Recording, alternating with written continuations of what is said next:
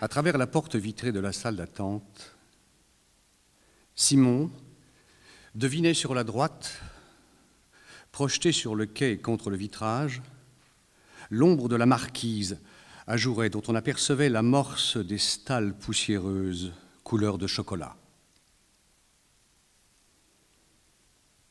Mais à gauche, la nappe du soleil tombait d'aplomb sur le désert des rails, d'où montait le miroitement un peu tremblé des routes chaudes. Une frise inégale de wagons de marchandises où la même teinte de chocolat par places s'infusait de brun rouille fermait la vue de ce côté. Entre les rails et sur les traverses, sous la coction du soleil, le cacao grillé et granuleux du ballast tournait à un brun plus noir, virant vers la teinte que les boîtes de cirage dénomment brun parisien. Et posée sur cette litière torréfiée, la lumière aveuglante des rails évoquait avec l'œil blessé la chaleur d'un début de fusion. Très loin de ce côté, une seconde marquise s'élevait reléguée sur son haut fond d'asphalte, dans l'exil des rails enchevêtrés de seconde zone, embarcadères rouillés et miteux des trains ouvriers, tombés à la roture, coudoyant déjà les baraques de planches des signaleurs et la suie de la cantine des mécaniciens. Derrière la courtine de wagons ou des intervalles paresseux, on entendait le coup de tampon d'une rame de marchandises invisible.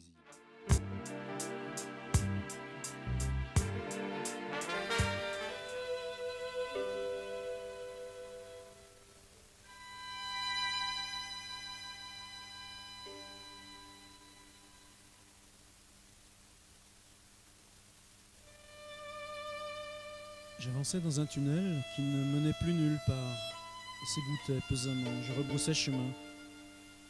Par moments, je pensais à Neuilly, mais presque distraitement. Le bruit de la guerre passait très loin au-dessus des futaies, rassuré, si immobile maintenant qu'on s'attendait presque d'un moment à l'autre à voir se lever derrière elle un ruban d'aube grise. Il me semblait qu'il était très tard.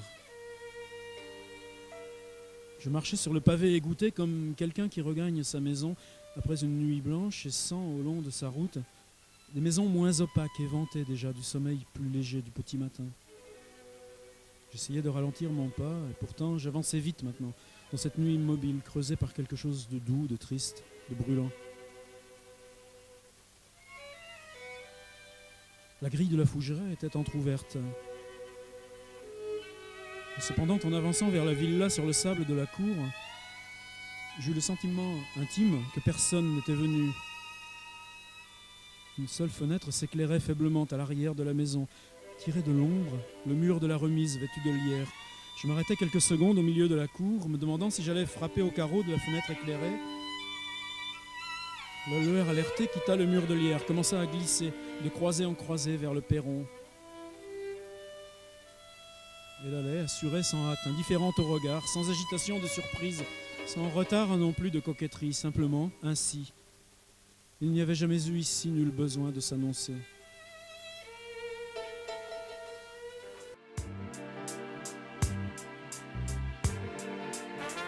En bas, la porte claque. Les enfants rentrent de l'école. Le temps passe plus vite à l'horizontale. Pour ne pas compliquer la situation, Pierre et Philo ferment les yeux. Les enfants accourent, rient entre eux, se moquent. Papa dort, papa dort. La plus grande entraîne les autres. Chut, il doit être fatigué. Venez, on va prendre le goûter dans la cuisine. Les piaillements s'éloignent. 10 minutes passent. La petite crie, hurle, puis pleurniche en reniflant. Une mouche tenace bute contre le carreau. La cadette s'est calmée. Les enfants vont jouer dans le jardin. La mouche s'obstine, décrit des courbes compliquées, frappe la vitre, persiste à croire qu'elle peut voler, qu'elle ira de l'avant, que le verre n'existe pas, qu'il fléchira, qu'une matière invisible ne peut avoir de réalité, qu'elle vaincra, qu'elle s'élancera enfin dans le lointain. Son pénible acharnement a quelque chose de liquide, comme l'eau qui bat la roche, la vague qui brasse minutieusement une étendue de sable, la source allant à la mer sans se tarir. Pierre ne dort pas. Il se demande s'il est fatigué. Sans doute. La mouche provoque la résurgence d'une vieille interrogation. Jamais il n'a pu se faire à l'idée qu'une source puisse couler vers la mer depuis des siècles sans s'assécher. À 19h, Hélène rentrera, appellera, discutera avec les enfants. et montera le voir. Pierre ne bougera pas.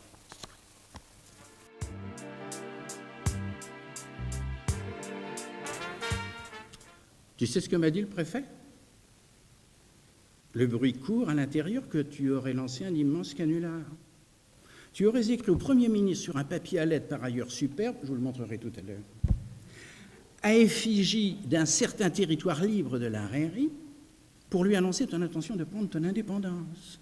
Il paraît que la lettre est à mourir de rire, que tu as l'air sérieux comme un pape.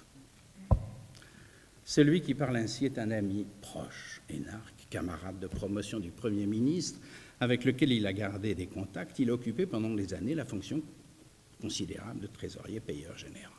Les places sont rares et recherchées. À ce titre, il a ses petites et ses grandes entrées dans les palais de la République. Discret par nature et par fonction, on ne le rencontre guère en privé. Ceux qui le connaissent peuvent l'apercevoir quelquefois lors d'un concert ou d'un opéra, discutant pendant l'entracte avec le député-maire ou d'autres notables politiques ou non. En revanche, on le croise régulièrement au Centre d'art de la Rairie, dont il ne manque aucun vernissage. C'est par la peinture que nous nous sommes connus, amateurs d'art contemporain, très honnête collectionneur. Il a comme moi un faible avoué pour Tony Soulier. Ses photos d'Afrique et de New York retouchées à l'acrylique, au carborandum et au vernis, ses toiles abstraites, ses portraits de petits boxeurs cubains. Quant au préfet, c'est dans les salons de l'hôtel Matignon que nous avons fait connaissance il y a 2 années, à l'occasion de la remise par le Premier ministre des insignes de commandeur de la Légion d'honneur à son et mon ami, que j'ai baptisé des initiales de son ancienne fonction. Je l'appelle TPG. Alors raconte, qu'est-ce que c'est que cette histoire? Gêné, je souris. C'est pas à lui que je vais faire le coup du secret défense, inutile d'en rajouter. En fait, je suis bien embêté. Ou je confirme la thèse du canular, et tel que je le connais, mon ami aura une double réaction. Surprise, désapprobation. Surprise que je ne lui en ai pas parlé auparavant, sachant ses liens avec le Premier ministre, j'aurais dû le mettre dans la confidence, ne serait-ce que pour savoir si la blague amuserait ou non. Désapprobation, pour toute une série de raisons. 1. C'est un grand serviteur de l'État qui parle. Au moment où le régionalisme tend à se substituer à la nation, on ne joue pas avec la notion de souveraineté. La politique n'est pas une farce. On n'est pas à Guignol. Les farces, de bon ou mauvais goût, il faut les laisser aux archis et aux carabins. 2.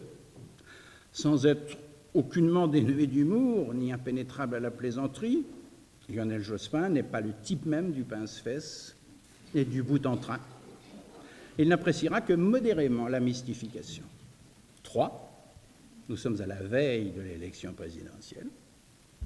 L'opposition républicaine fera rire avec cette histoire, elle s'en servira pour illustrer par l'absurde les dangers que fait courir au pays, selon elle, la politique d'ouverture envers les minorités violentes nationalistes. Enfin, 4. L'image du centre d'art n'en sort pas renforcée, c'est le moins qu'on puisse en dire. Qu'est-ce que ça a à voir avec les artistes, avec les œuvres? Et pour ce qui est de mon image à moi, soudain la une des journaux satiriques, elle est au mieux celle d'un joyeux plaisantin, au pis celle d'un échappé de Sainte-Anne, ou pour les Nantais, de Saint-Jacques. Ou bien j'infirme la thèse du canular. Et alors là, le ciel lui tombe sur la tête. À moins qu'il n'appelle tout de suite police secours, sans voix, yeux exorbités, bouche ouverte, il me dévisage, comme s'il ne m'avait jamais vu, comme s'il s'agissait d'un autre. Il avise un banc pour s'asseoir, il bégaye, il dit tu parles sérieusement? Mais pourquoi je ne parlerai pas sérieusement? Tu te rends compte de ce que tu veux faire? Je veux obtenir mon indépendance. C'est un crime? Mais il est fou. Mais il est complètement fou. Non mais, dis-moi que ce n'est pas vrai, dis-moi que tu me fais marcher, que c'est un pari entre copains. Ta femme est au courant?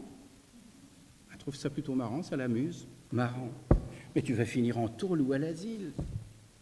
Dialogue très mal engagé, mais qui n'aboutirait à rien. Non, j'y suis pas encore préparé.